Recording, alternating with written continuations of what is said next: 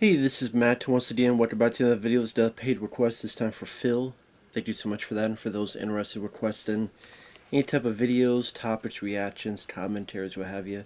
Feel free to send it either directly to my PayPal or join my Patreon. Both links are down below in the info box. Now, this is for a film called Reservation Road, which I'd never heard of, and I can kind of see why after watching it.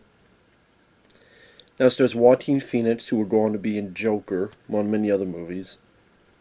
You have Mark Ruffalo, who are going to be Hulk in the Avengers and Avengers Endgame and Thor Ragnarok. Ragnarok. Yeah, Thor Ragnarok, among others. You also have Jennifer Connelly, who is in films like Labyrinth, and you have Mira Sorvino, who she was in Mimic and many other movies.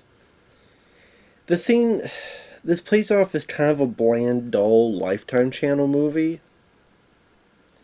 You feel that the director was trying to have a film that was trying to get some Oscar bait type of stuff, but it didn't quite work out.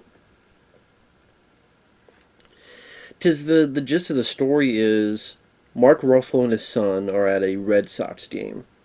They're going home. Ruffalo's checking his phone. He's not paying attention. And he hits and kills Joaquin Phoenix's son. Joaquin Phoenix is married to Jennifer Connelly. Mira Sorvino is Mark Ruffalo's ex. And again, hit and run. Mark Ruffalo keeps driving.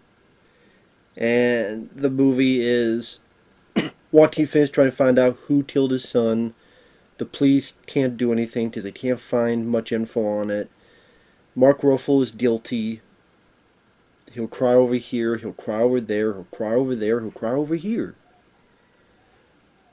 Joaquin Phoenix looks in the chat rooms, Google's hit and run stuff, talks with a couple people in chat rooms, which really doesn't go anywhere. I mean, he chats a couple times, but you think, okay, maybe they don't delve into the in-depth intricacies of these chat rooms and how maybe they could help with loss, or is it the positives and negatives of trying to connect online through trauma, and either it could be used as a healing factor, healing purpose in this dealing with these past terrible transgressions of other individuals. In this case, Mark Ruffalo's character. No, it's just he pops up once in a while to text chat with someone, and then Jennifer Connelly says, "Stop doing this. Stop chatting with these people. You're abandoning me. You're abandoning us." I'm like, really? Chatting in some chat logs is abandoning you, Jennifer Connelly? I mean, I get the idea of he needs to talk with his family. And you think maybe that could be something in these chat logs to tell him. We've been through what you've been through. Talk to your family. And maybe it could be a deal with the kindness of strangers, helping each other out through their terrible ordeals. That's not the case. It's just so that Joaquin Phoenix and Jennifer Connelly gets in a couple shouting match fights. While Mark Ruffalo, at time his kid will see him when he has custody, and at times the kid has a bit of a raspy voice. At one point he gets suspended, and Ruffalo's like, "Well, how did you get suspended?" "Because blah blah blah, and this one kid, he was a no good coward, Dad." Now, I don't know how many kids, even at this time, would literally phrase it, "He was a no good coward." I mean, maybe I'm putting a bit much into that, but I'm like, would a kid really phrase it that way? "You no good coward." That seems like some old school, like way back in the day, an older gentleman would say, but it's really to get the point across of, oh, you get it? This kid thinks this one other kid that he was fighting was a no good coward. So it's like him saying it to his own dad, who's also a no good coward. Oh, and the most convenience of all conveniences, Mark Ruffalo is a lawyer, and he just happens to be hired to be the attorney for Joaquin Phoenix, who wants to build a case to find this guy and get him the harshest penalty when we do find this guy. So, that's really the crux of the movie, is that it's built to the convenience of, what if the guy who hit your son happens to be your lawyer, but you don't know it yet. Until eventually you do.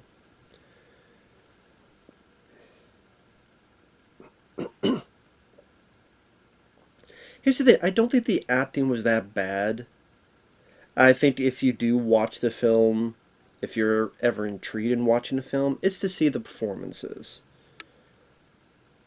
Joaquin Phoenix and Mark Ruffalo, I don't think they do a bad job. Now, granted, I don't agree with the film trying to make me sympathize with Mark Ruffalo's character, because I don't. I know it's trying its hardest to do so, but I never sympathize with Mark Ruffalo's character. I was almost offended that the movie's trying to make me feel sorry for this character. I'm like, no. If you hit an innocent kid, accident or not, and you keep going, and it's a hit and run, you're a piece of shit. You're a piece of shit. I have zero sympathy for you. You did, it was yes, it was an accident, but still, you fucked up in the immense, horrible possibilities. You're not a man to take responsibility for it. He was never going to until Joaquin Phoenix did something. Well, I guess that's not entirely true. There's a little bit of dialogue that Mark Ruffalo says he's going to go away for a while, but I wasn't sure. I guess. So I guess that's not true.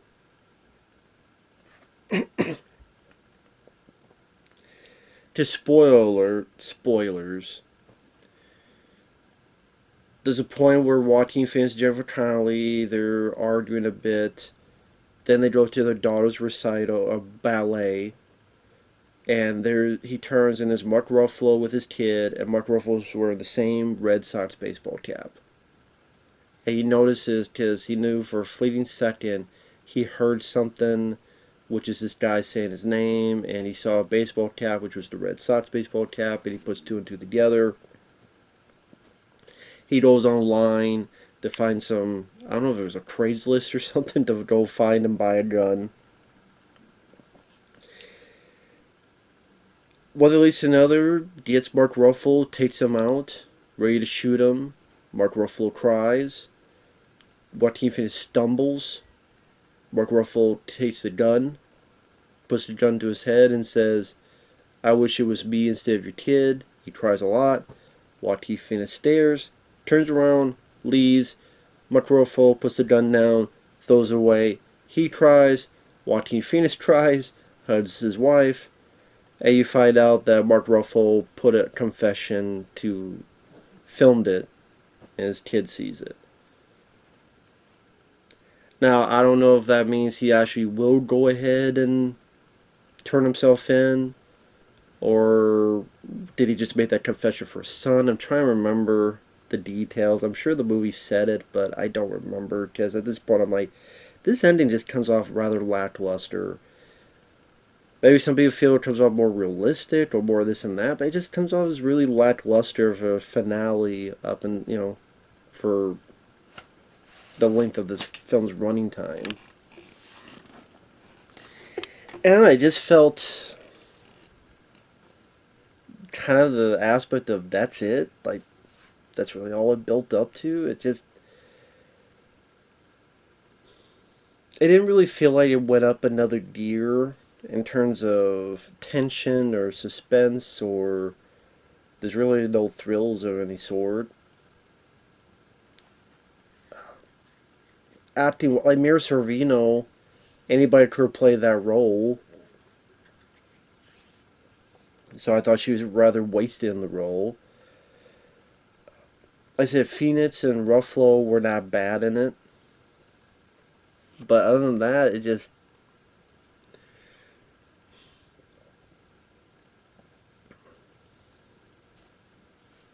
I don't know.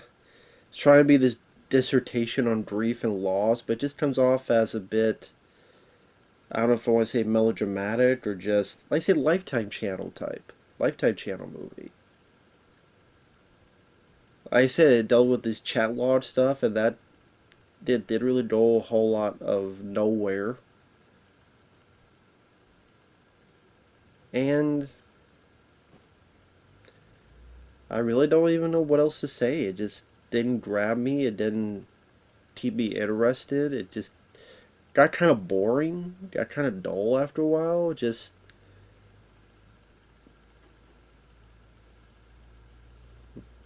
I don't know.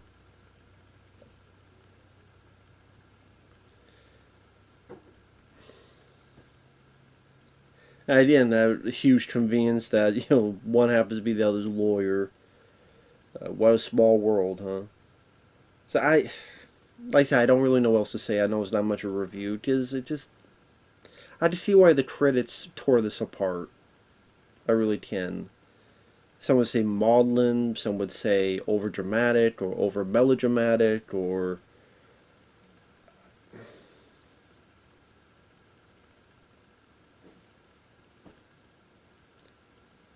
I don't know.